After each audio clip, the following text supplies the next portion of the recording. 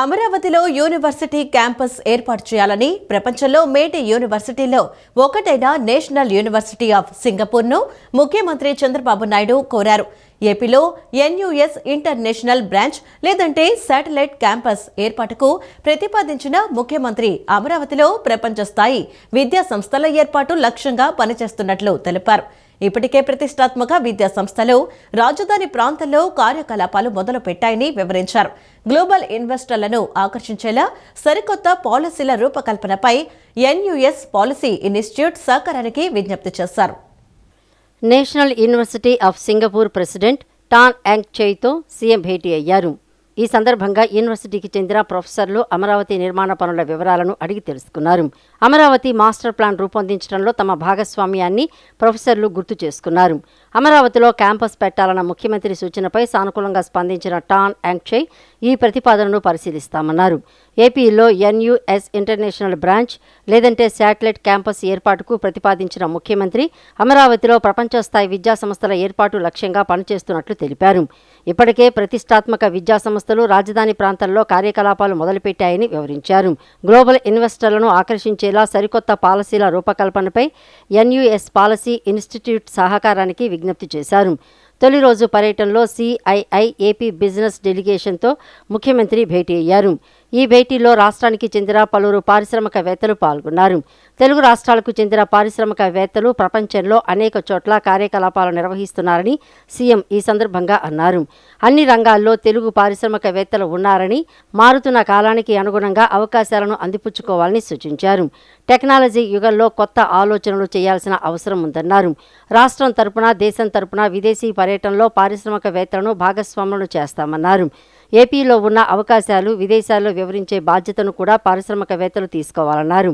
రాష్ట్రాన్ని ప్రమోట్ చేయటం అంటే సొంత రాష్ట్రంలో అవకాశాలను సృష్టించడమే అవుతుందని చెప్పారు.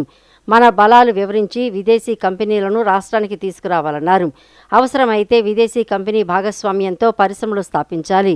అదేవిధంగా ఇతర దేశాల్లో ఉన్న టెక్నాలజీని, వ్యాపారాన్ని రాష్ట్రానికి పరిచయం చేయాలి. ఏపీలో మంచి పాలసీలు ఉన్నాయి, సహకరించే ప్రభుత్వం ఉందని తెలిపారు. రాష్ట్రంలో పారిశ్రామిక అనుకూల వాతావరణాన్ని విదేశాల్లో బ్రాండ్ చేసే బాధ్యతను తెలుగు పారిశ్రామికవేత్తలు తీసుకోవాలని తెలిపారు. ఈ పర్యటనలో భాగంగా జీఐసీ ఎగ్జిక్యూటివ్ కమిటీ సలహాదారు లిమ్ సియాంగ్ గువాన్తో ముఖ్యమంత్రి మర్యాదపూర్వకంగా భేటీ అయ్యారు. ఈ భేటీలో పరిపాలనలో సంస్కరణల అమలు అంశాలపై చర్చించారు. గుడ్ గవర్నెన్స్ విషయంలో సీనియర్ అధికారులకు, ప్రజాప్రతినిధులకు శిక్షణ ఇవ్వాలని గువాన్ను సీఎం ఆహ్వానించారు. మరోవైపు సింగపూర్ వాణిజ్య పరిశ్రమల శాఖ మంత్రి లోయన్ లింగ్ ముఖ్యమంత్రి చంద్రబాబుతో సమావేశమయ్యారు. వివిధ రంగాల్లో సింగపూర్, ఏపీ భాగస్వామ్యంపై ఇరువురు చర్చించారు. ఏపీ విద్యా ఐటీ శాఖ మంత్రి నారా లోకేష్, ఆయన సతీమణి నారా బ్రాహ్మణి హైదరాబాద్లోని తమ నివాసంలో ఉన్న నిన్న ప్రత్యేక పూజా కార్యక్రమాలు నిర్వహించారు. విశిష్ట సోమవారాన్ని పురస్కరించుకుని మహాశివుడికి మహాన్యాస పూర్వక ఏకాదశ రుద్రాభిషేకాన్ని వేద పండితుల ఆధ్వర్యంలో ఘనంగా నిర్వహించారు. రాష్ట్ర ప్రగతి, ప్రజా సంక్షేమం కోసం ప్రత్యేక ప్రార్థనలు చేశారు. ఋత్వికులు వేద మంత్రోచ్చరణల నడుమ లోకేష్, బ్రాహ్మణి దంపతులు ఎంతో భక్తి శ్రద్ధలతో ఈ పూజల్లో పాల్గొన్నారు. ఏపీ విద్యా ఐటీ శాఖ మంత్రి నారా లోకేష్, ఆయన సతీమణి నారా బ్రాహ్మణి హైదరాబాద్లోని తమ నివాసంలో నిన్న ప్రత్యేక పూజా కార్యక్రమాలు నిర్వహించారు.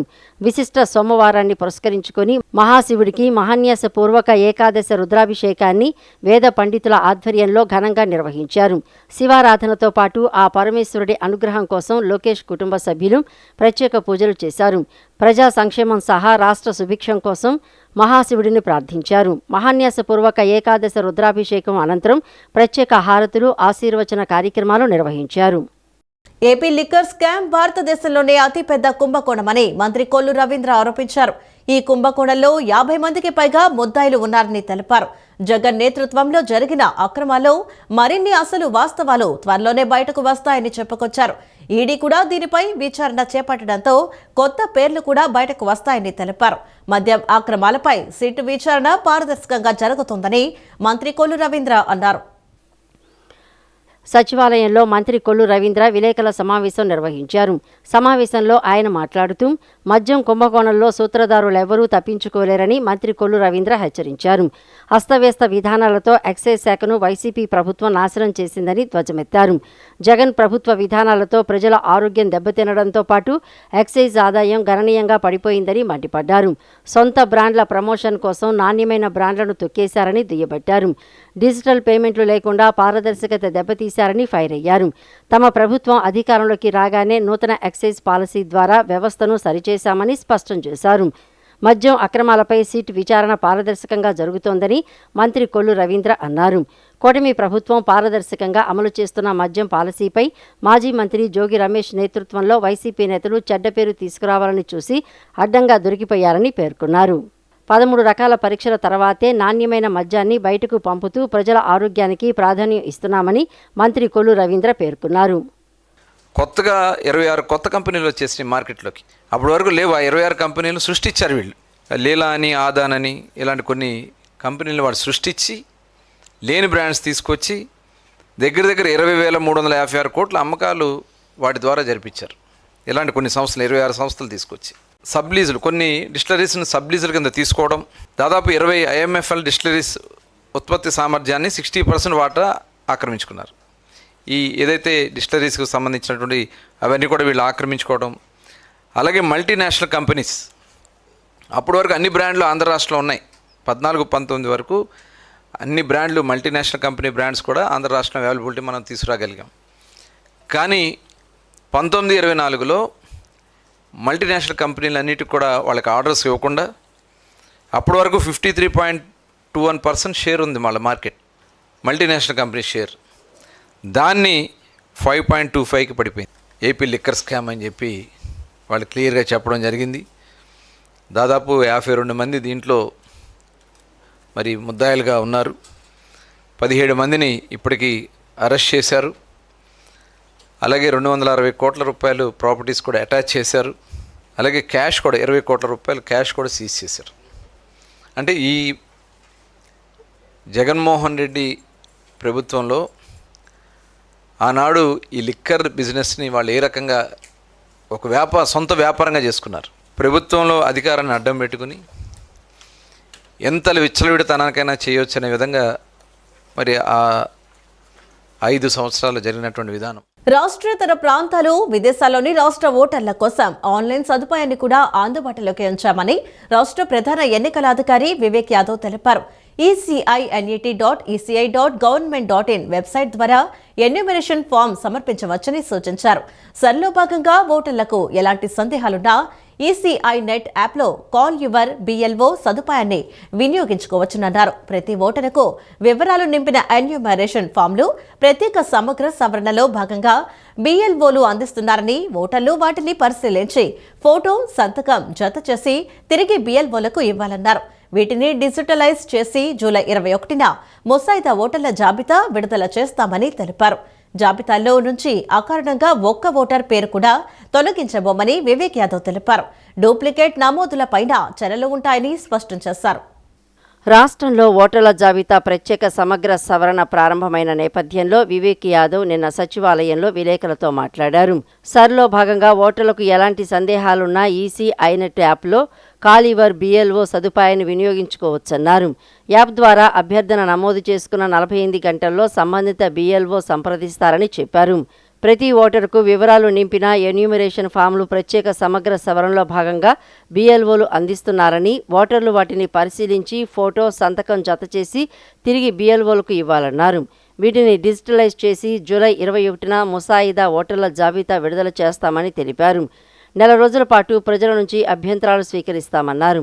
ఇందుకోసం ఈ ప్రక్రియలో పాల్గొంటున్న క్షేత్రస్థాయిలో BLOల నుంచి జిల్లా ఎన్నికల అధికారుల వరకు ప్రత్యేక శిక్షణ ఇచ్చామని, గుర్తింపు పొందిన రాజకీయ పార్టీలు బూతు స్థాయి ఏజెంట్లను కూడా నియమించాలని సూచించామన్నారు. BLOలు సహకరించినట్లు స్పష్టమైన సమాచారం అందిస్తే విచారణ చేయిస్తామని స్పష్టం చేశారు. ఓటర్ల మ్యాపింగ్ ప్రక్రియ ఇప్పటికే 76% పూర్తయిందని, 95%కి పైగా పూర్తి చేయాలని లక్ష్యంగా పెట్టుకున్నామన్నారు. మ్యాపింగ్తో ఓటర్లకు అదనపు పత్రాలు చూపించే అవసరం తప్పుతుందన్నారు. 2002 ఎన్నికల ఓటర్ల జాబితాలో ప్రస్తుత ఓటర్ల వివరాలు అనుసంధానించే ప్రక్రియ జరుగుతోందని చెప్పారు. మ్యాపింగ్ సాధ్యం కాకపోతే ఎన్నికల సంఘం సూచించిన 11 పత్రాల్లో ఏదైనా ఒకటి ఓటర్లు సమర్పిస్తే సరిపోతుందన్నారు. ఇంట్లో ఎవరూ లేనప్పుడు బంధువులు, కుటుంబ సభ్యులు ఎన్యూమరేషన్ ఫామ్లు BLOలకు అందించవచ్చని వివేక్ యాదవ్ తెలియజేశారు. BLO ఓటర్స్ ఇంటికి వచ్చేటప్పటికి ఒక ప్రీఫిల్డ్ ఎన్యూమరేషన్ ఫామ్ అనేది వాళ్ళకి అందజేస్తారు.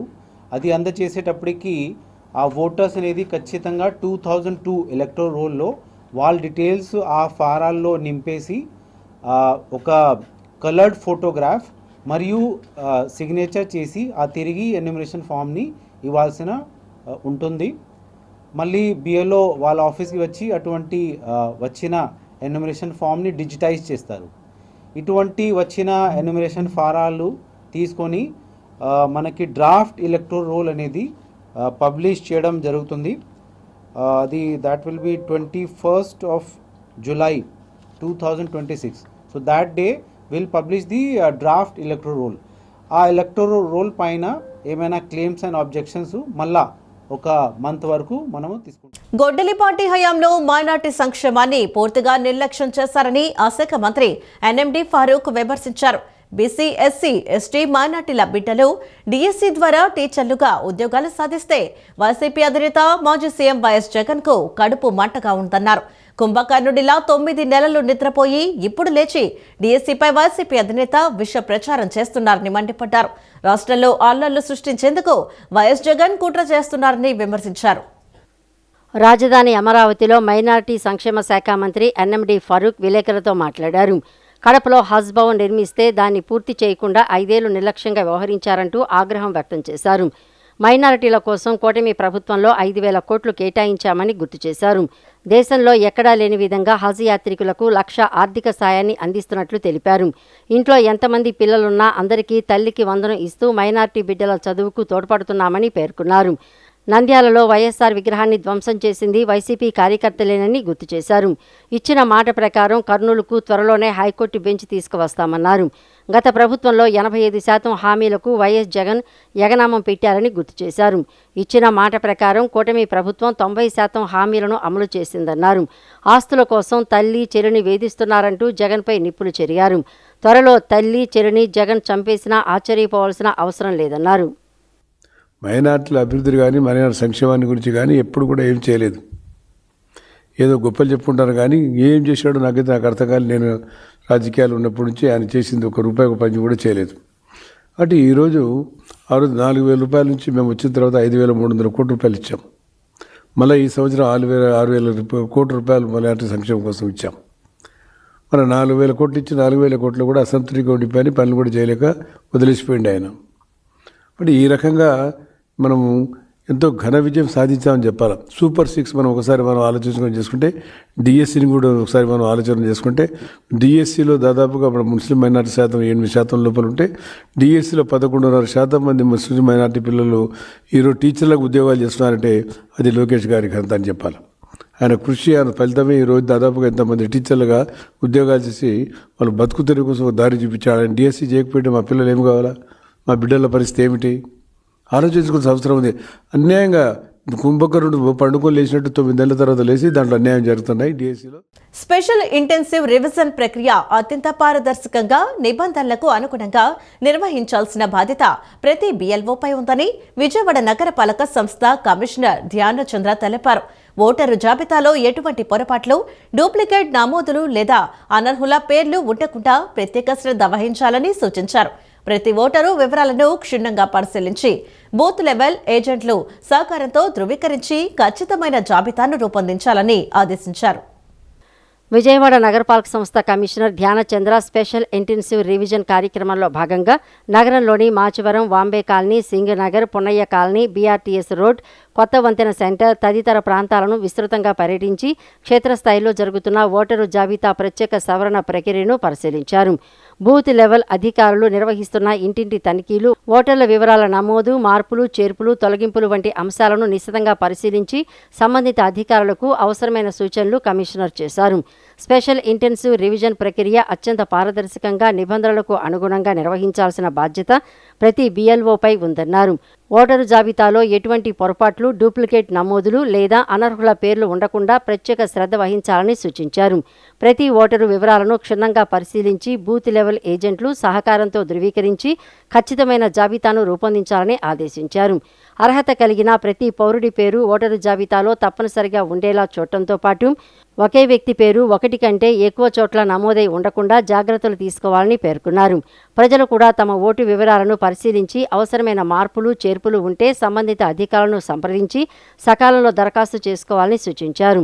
స్వచ్ఛమైన, తప్పులేని మరియు విశ్వసనీయమైన ఓటరు జాబితా రూపొందించడమే ఈ ప్రత్యేక సవరణ కార్యక్రమం ముఖ్య ఉద్దేశమని కమిషనర్ తెలిపారు. ఎన్నికల సంఘం మార్గదర్శకాల మేరకు ప్రతి దశను ఖచ్చితంగా అమలు చేయాలని సంబంధిత సిబ్బందికి దిశానిర్దేశం చేశారు. ఈ పర్యటనలో జోనల్ కమిషనర్ కె ప్రభుదాస్, AEROలు పి సత్యకుమారి, రాంబాబు, సిబ్బంది తదితరులు పాల్గొన్నారు.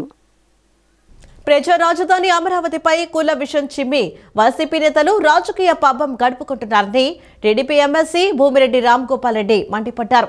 అధికారం కోల్పోయిన నాటి నుంచి వైసీపీ ముఠా నిత్యం కుట్రలు చేస్తోందని విమర్శించారు. రాజధాని అమరావతి అందరిదని స్పష్టం చేశారు.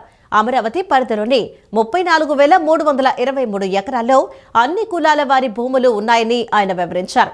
వివేక హత్య కేసులో ఎన్ని మాటలు మార్చారో DSCలోనూ అదే అబద్దాలంటూ వైసీపీ నేతల తీరును ఈ సందర్భంగా ఆయన ఎండగట్టారు. నిరుద్యోగులకు ఉద్యోగాలు రాకూడదనే దుర్బుద్ధితో కోర్టుల్లో ఏకంగా 240 కేసులు వేశారని వివరించారు. తాడేపల్లి వైసీపీ ఆఫీసులో ఆదివారం గంజాయి బ్యాచ్తో ఫేక్ ధర్నాలు చేశారని విమర్శించారు.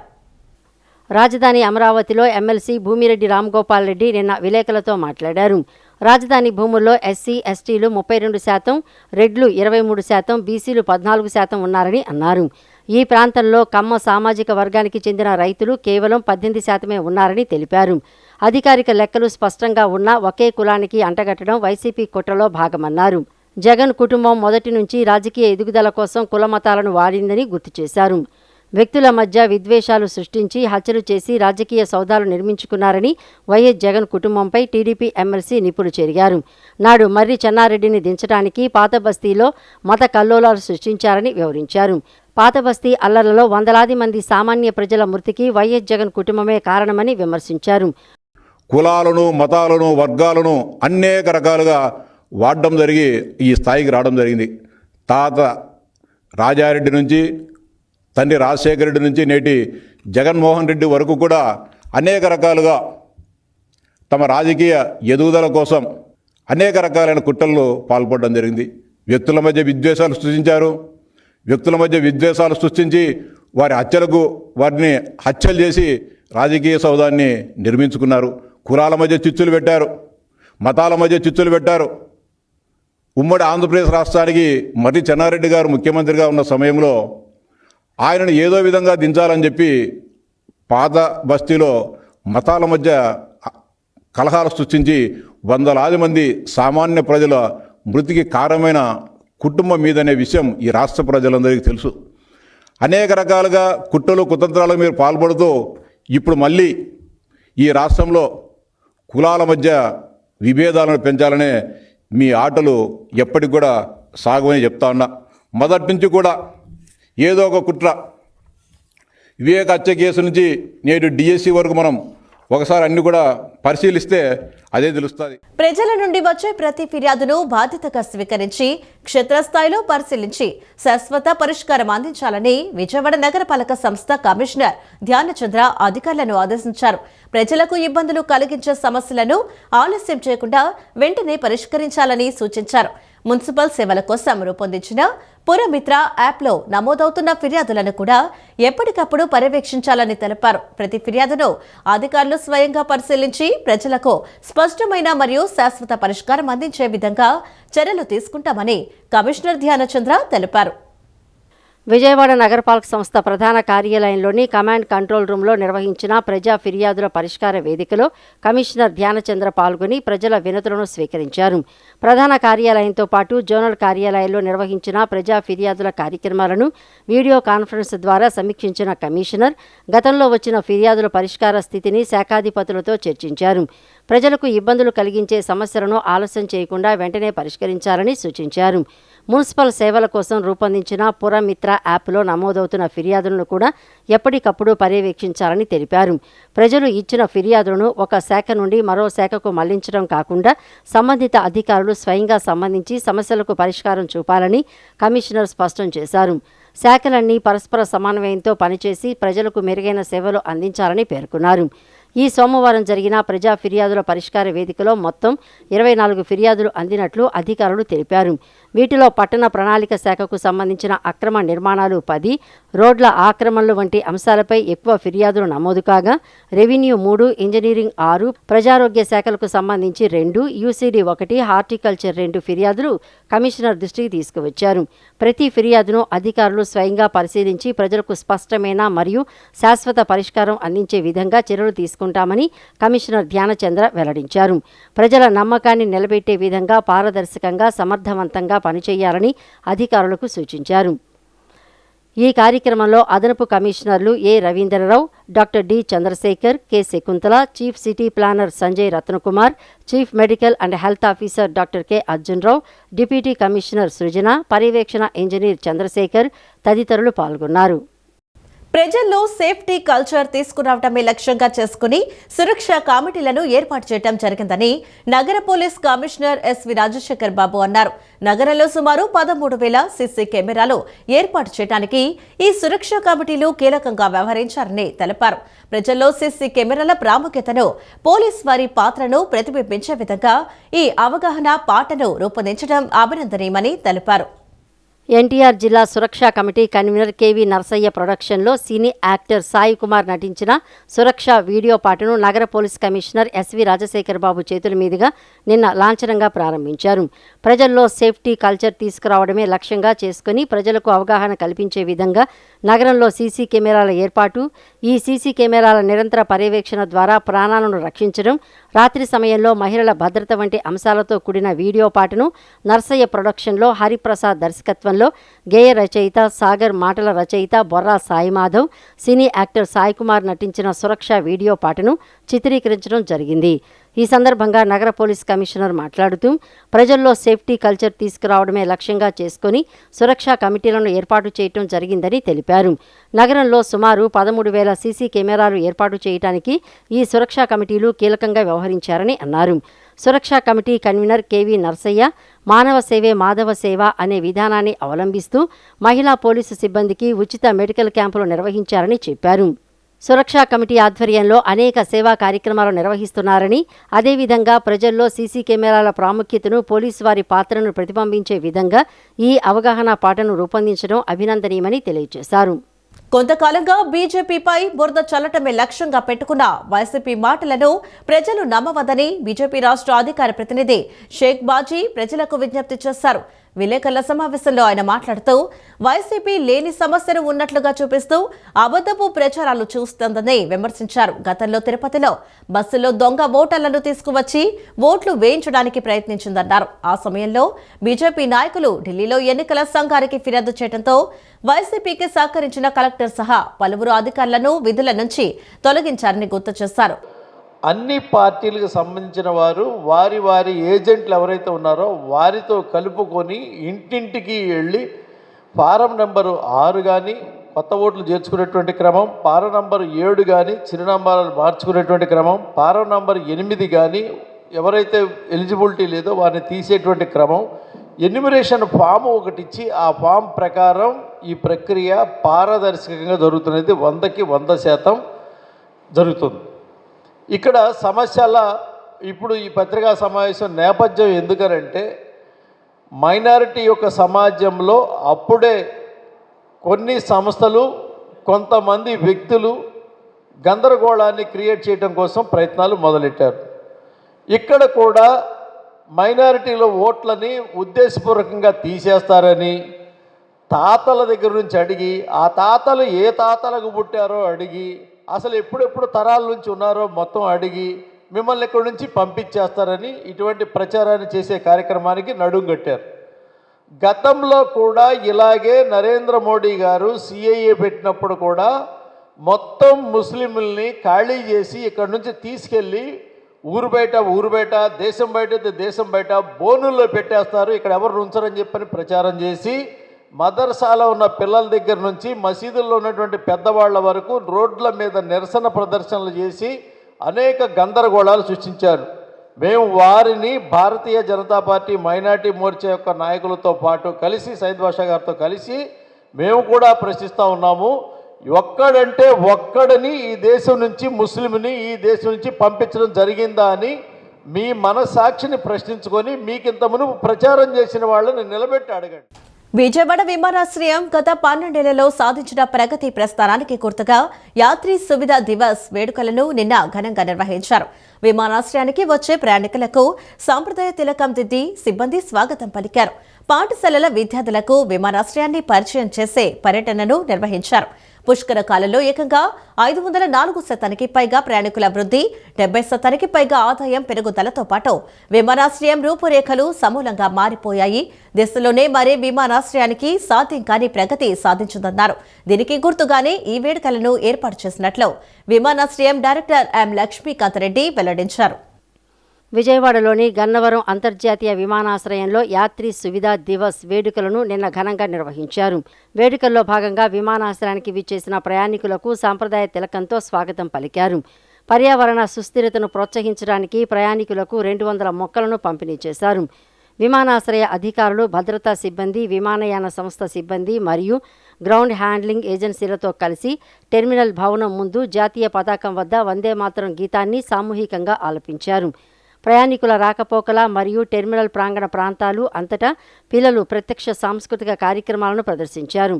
అదనంగా యువ ప్రయాణికులు డ్రాయింగ్, పెయింటింగ్ మరియు క్విజ్ పోటీల్లో పాల్గొన్నారు.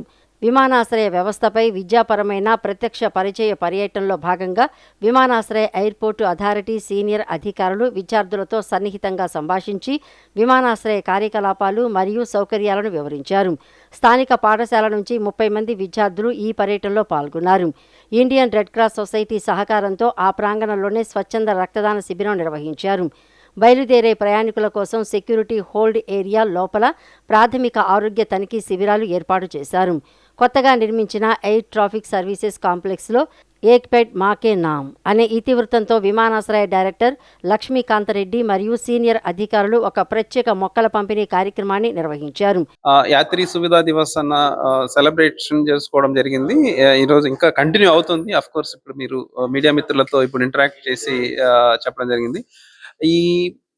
ఈ కార్యక్రమంలో భాగంగా ప్యాసింజర్స్ ని తిలకం దిద్ది వెల్కమ్ చెప్పడము, వాళ్ళకు ప్లాంట్ శాంప్లింగ్స్ డిస్ట్రిబ్యూట్ చేయడము, అలాగే blood donation camp, free health checkup camps for the departing passengers, అలాగే ట్రీ ప్లాంటేషన్ ఏక్ పేడ్ మాకే నామ్ థీమ్తో ట్రీ ప్లాంటేషన్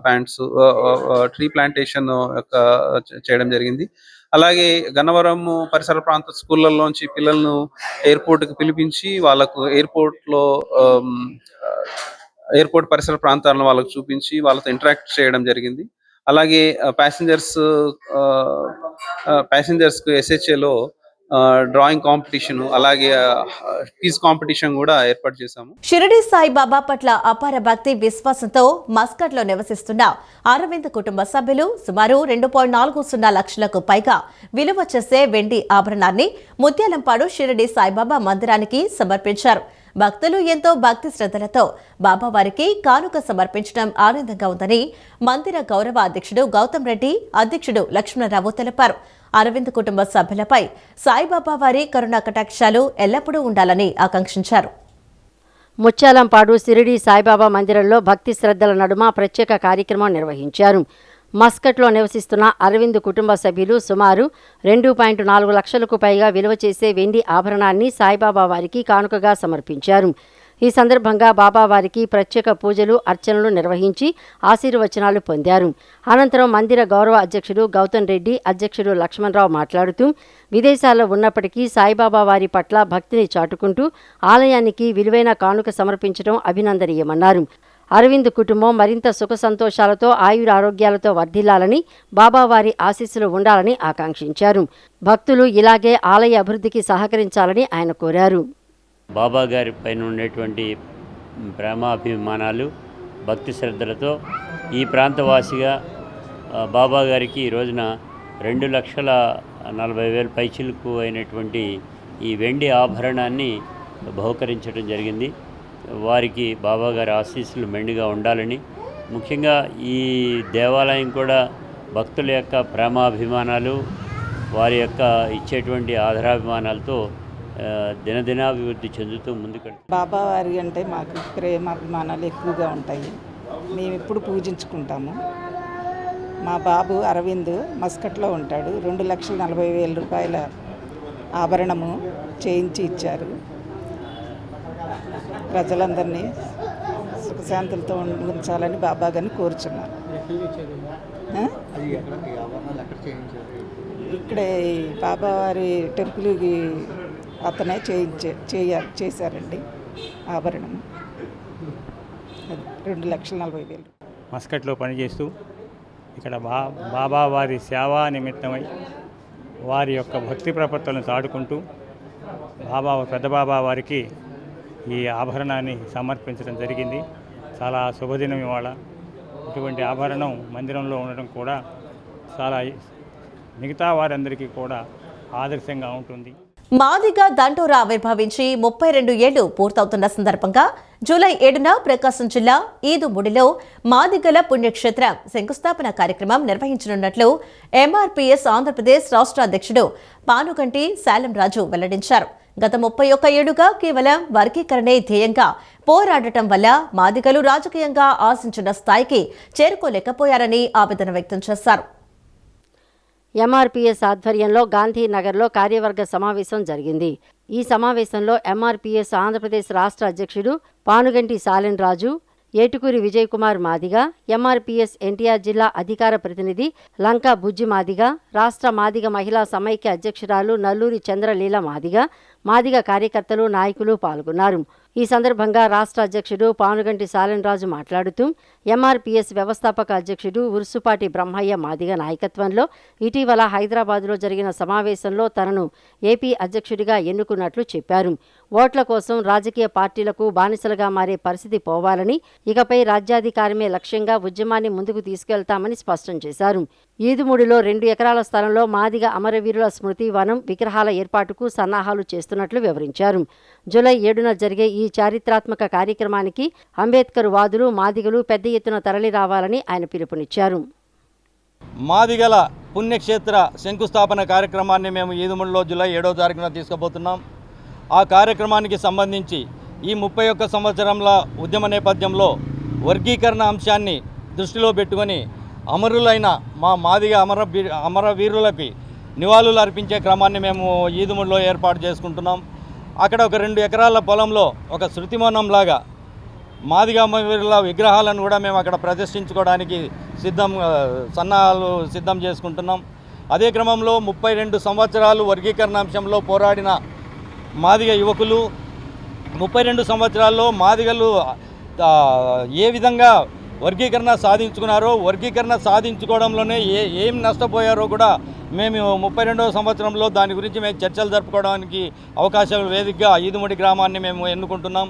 ఈదుముడినే ఎన్నుకుంటున్నామంటే భారతదేశంలో భారత రాజ్యాంగం మాకు ఆత్మగౌరవాన్ని ప్రవేశపెడితే డాక్టర్ బిఆర్ అంబేద్కర్ పుణ్యమాని మాకు ఆత్మగౌరవం వస్తే ఆత్మగౌరవాన్ని రుచి చూసింది ఈదుముడి గడ్డ మీద ఎంఆర్పీఎస్ ఆవిర్భవించిన తర్వాతనే మాదిగలలో ఒక ఆత్మధైర్యము, ఆత్మగౌరవం వచ్చిందని చెప్పేసి మా జాతికి మేము ఒక పుణ్యక్షేత్రాన్ని నిర్మించుకొని దానిలో అనేక విధాల వృద్ధులేంటి, మా వికలాంగులేంటి, ఐఏఎస్ ఐపీఎస్ కోచింగ్తో సహా మేము మా పిల్లల్ని చదువులో కూడా ముందుకు తీసుకెళ్లాలనే ఆలోచనతో మా వ్యవస్థాపక అధ్యక్షులు ఉసిరిపాటి బ్రహ్మయ్య గారి నాయకత్వంలో మాకు ఇప్పుడు కొత్తగా మమ్మల్ని కమిటీగా నిర్మించారు. మేమంతా రాష్ట్ర పర్యటనలో భాగంగా ఇప్పుడు ఉమ్మడి కృష్ణాకి ఇక్కడ మేము వచ్చాము.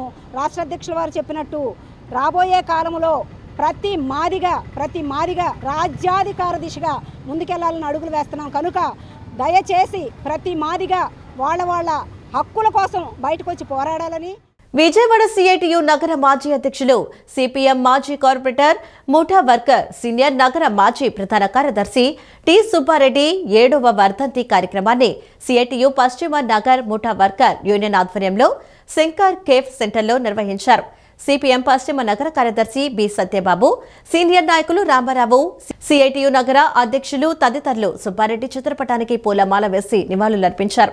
అనంతరం వారు మాట్లాడుతూ, నేడు కేంద్ర రాష్ట్ర ప్రభుత్వాలు కార్మిక హక్కులను రద్దు చేస్తూ కార్పొరేట్ కంపెనీలకు ఊడిగం చేస్తున్నాయని విమర్శించారు. కార్మిక హక్కుల రక్షణకై కామ్రేడ్ టి సుబ్బారెడ్డి స్ఫూర్తితో పోరాడాలని పిలుపునిచ్చారు.